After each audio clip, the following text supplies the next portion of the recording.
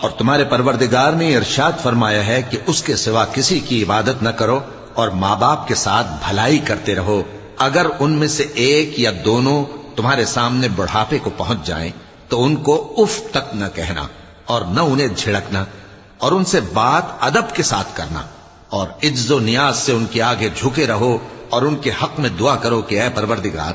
جیسا انہوں نے مجھے بچپن میں شفقت سے پرورش کیا ہے تو بھی ان کے حال پر رحمت فرما. جو کچھ تمہارے دلوں میں ہے تمہارا پروردگار اس سے بخوبی واقف ہے.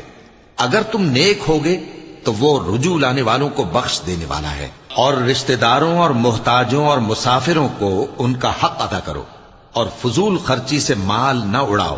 کہ فضول خرچی کرنے والے تو شیطان کے بھائی ہیں، اور شیطان اپنے پروردگار کی نعمتوں کا کفران کرنے والا یعنی ناشکرا ہے. اور اگر تم اپنے پروردگار کی رحمت یعنی فراخ دستی کے انتظار میں، جس کی تمہیں